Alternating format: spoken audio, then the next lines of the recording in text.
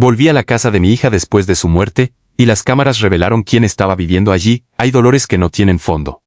Uno cree haber tocado el límite de lo que puede sentir y entonces descubre que hay otro nivel más abajo, más oscuro, más silencioso. Perder a una hija es así. No es un golpe que llega y pasa, es un peso que se instala para siempre y que uno aprende, con el tiempo y con mucho esfuerzo, a cargar sin que aplaste cada respiración. Pero a veces, cuando uno cree que ya encontró la manera de seguir cargando, la vida añade algo más al peso. Esto ocurrió 4 meses después de que enterré a mi hija. Me llamo Mercedes. Tengo 64 años, y mi hija Sofía murió en febrero de este año a los 38, de una enfermedad que le diagnosticaron tarde y que avanzó con la crueldad específica de las cosas que no dan tiempo para prepararse.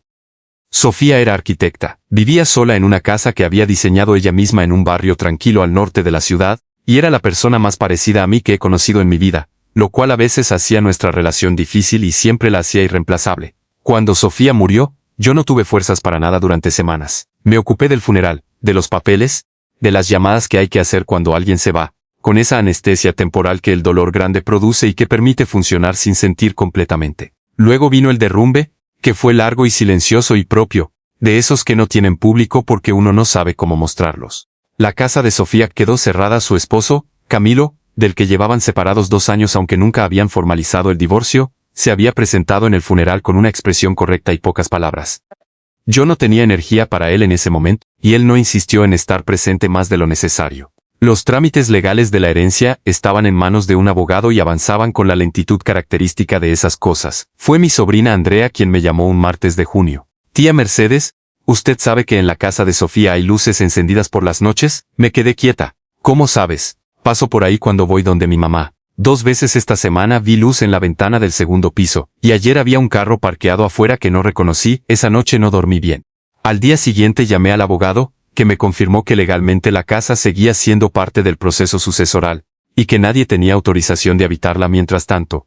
Fui al día siguiente. Llegué a las 10 de la mañana con las llaves que yo tenía desde siempre, porque Sofía me había dado una copia el día que se mudó. Ese gesto suyo de hija que quería que yo pudiera entrar si alguna vez necesitaba algo.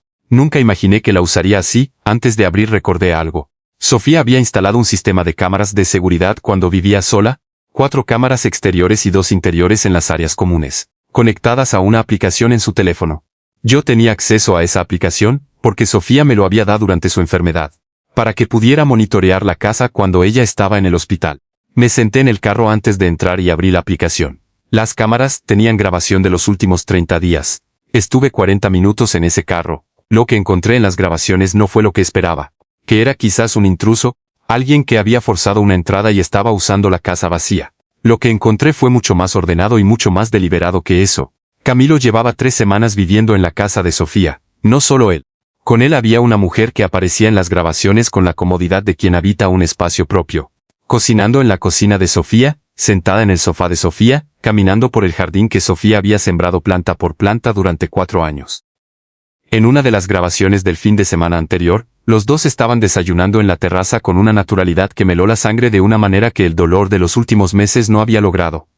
No era solo que estuvieran usando la casa, era la manera en que la usaban, sin cuidado, sin respeto, sin ninguna evidencia de que entendieran que ese espacio pertenecía a alguien que había muerto hace 4 meses, y cuya ropa probablemente todavía estaba en el closet del cuarto que se veía al fondo del pasillo. Llamé al abogado desde el carro. Le envié capturas de las grabaciones mientras hablaba. Lo escuché procesar la información con la calma profesional de quien ha visto cosas difíciles y sabe que la utilidad en ese momento es más importante que la indignación. Mercedes, esto es ocupación ilegal de un inmueble en proceso sucesoral, dijo. Tiene usted todo el derecho legal de actuar. ¿Quiere que yo lo maneje o va a entrar? Las 2 cosas, respondí. Entré. Abrí la puerta con mi llave. El sonido del mecanismo fue el mismo de siempre. Ese clic familiar que había escuchado docenas de veces cuando visitaba a Sofía, y por un segundo el dolor llegó de una manera tan directa que tuve que detenerme en el umbral y respirar. Luego entré. La casa olía diferente. No mal, pero diferente. Era el olor de otras personas, de otra comida, de una vida que no era la de Sofía superpuesta sobre los espacios que ella había construido con tanto cuidado. Caminé hasta la cocina. Había platos en el escurridor. Una cafetera que no era la de Sofía sobre el mesón. Una chaqueta de hombre en la silla del comedor. Subí al segundo piso, abrí la puerta del cuarto principal. La cama estaba tendida con ropa de cama que no reconocí. El closet de Sofía estaba entreabierto, y pude ver que su ropa había sido movida hacia un lado para hacer espacio a ropa de hombre. Sobre el tocador había perfumes que no eran de mi hija. Me quedé en el umbral de ese cuarto durante un tiempo que no supe calcular, mirando lo que era y lo que había sido, y dejando que la rabia y el dolor y la indignación encontraran su orden específico antes de actuar. Cuando bajé, Camilo estaba en la sala. No sé si había llegado mientras yo estaba arriba o si estaba en algún cuarto que no había revisado. Estaba de pie junto al sofá con una expresión que mezclaba sorpresa con algo que reconocí como la incomodidad de quien sabe que está haciendo algo que no resiste explicación pero que no planeaba tener que explicar tan pronto. Mercedes dijo: «No sabía que ibas a venir». Evidentemente respondí: «Mira, sé que esto parece, Camilo». Lo interrumpí con una calma que me sorprendió a mí misma. «Tengo 30 días de grabaciones de cámaras de seguridad. Mi abogado ya tiene copias. Esto no es una conversación, es una notificación. Tienes 48 horas para sacar todo lo que es tuyo de esta casa. Lo que no sea tuyo se queda exactamente donde Sofía lo dejó. La casa también es parte de la herencia que me corresponde como esposo separado. De hecho», lo interrumpí de nuevo, «eso lo va a determinar un juez con las pruebas que correspondan. Lo que no va a determinar ningún juez es si tienes derecho a vivir aquí antes de que eso ocurra, porque no lo tienes. Y tú lo sabes». Camilo me miró durante un momento. Luego miró alrededor de la sala, la casa que Sofía había diseñado y construido y llenado con sus cosas y su gusto y su manera específica de entender los espacios. No dijo nada más. La mujer apareció desde la cocina con una taza en la mano y se detuvo cuando me vio. La miré. Ella bajó la mirada. 48 horas. Repetí y salí. Me senté en el jardín de la casa, en el banco de madera que Sofía había puesto bajo el árbol grande del fondo porque decía que era el mejor lugar para leer en las tardes. Lo había pintado ella misma de verde oscuro un domingo que yo la ayudé sin que ninguna de las dos fuera especialmente buena pintando. Todavía tenía algunas marcas de pintura en la madera, donde el pincel había resbalado y nos había dado risa. Me quedé ahí un rato largo, con el teléfono en la mano y el abogado coordinando lo que venía, y dejé que el jardín que Sofía había sembrado, planta por planta, estuviera conmigo de la única manera en que podía estarlo. Camilo recogió sus cosas en 2 días.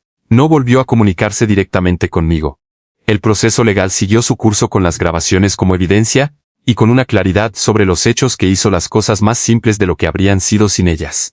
3 semanas después volví a la casa con Andrea y 2 amigas de Sofía que habían pedido ayuda para organizar sus pertenencias con respeto y con tiempo. Pusimos música que a ella le gustaba. Abrimos las ventanas para que entrara el aire.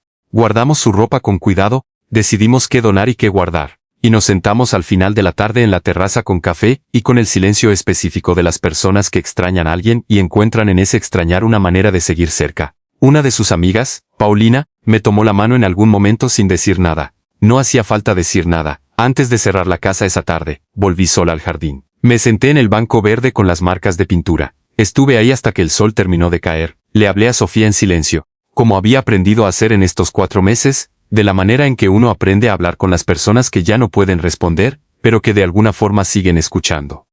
Le dije que su casa estaba bien, que sus plantas seguían vivas porque Andrea las había regado mientras todo esto ocurría, que el banco todavía tenía las marcas del pincel y que yo no pensaba quitarlas. Y le dije que nadie más iba a tratar su espacio como si ella nunca hubiera existido. Cerré la puerta con llave al salir, el mismo clic de siempre, y caminé hacia el carro, pensando que a veces proteger a las personas que amamos no termina cuando ellas se van. A veces apenas empieza.